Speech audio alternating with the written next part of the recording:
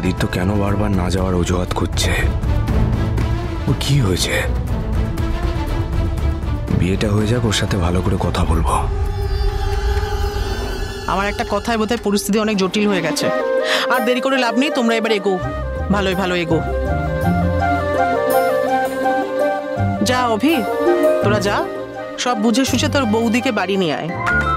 হ্যাঁ, এবার না বেরোলে কিন্তু লগ্ন পেরিয়ে যাবে। বাবা, তুমিও এসব জানো বুঝি? অভ্র, যাবি তো বটেই, কিন্তু যাওয়ার আগে মাকে যা বলতে হয় সেগুলো বলে যা। কি বলবো?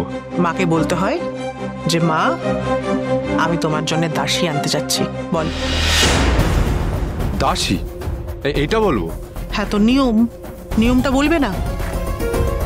মা, আজকালকার দিনে এসব কেউ বলে? তাই বলে কি নিয়ম মানবে না?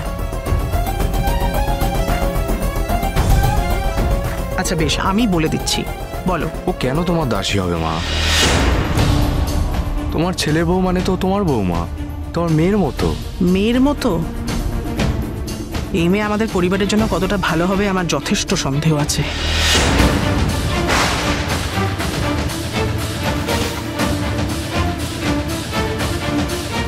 কেন বড় মা, তুমি এরকম বললে কেন?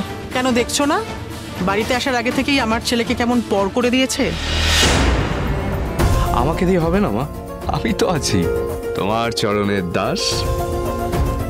হ্যাঁ, এখন তুমি আমার চরণের দাস, তারপরে তোমার বউয়ের চরণের দাস। তোমারও চরণে দেব হৃদয় খুলিয়া। আরে দাঁড়িয়ে আছি কেন? চলো সবাই চলো।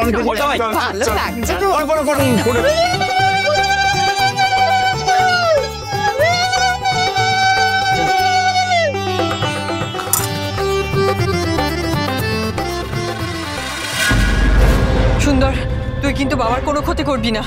আমি আসছি, আমি এক্ষুনি আসছি। কি তুমি এদিকে?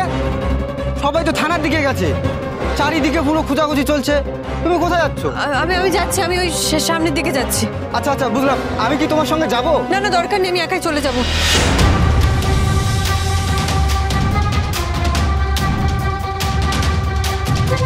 হে ভগবান, এ কি, আমার ফোনে তো 12% চার্জ আছে।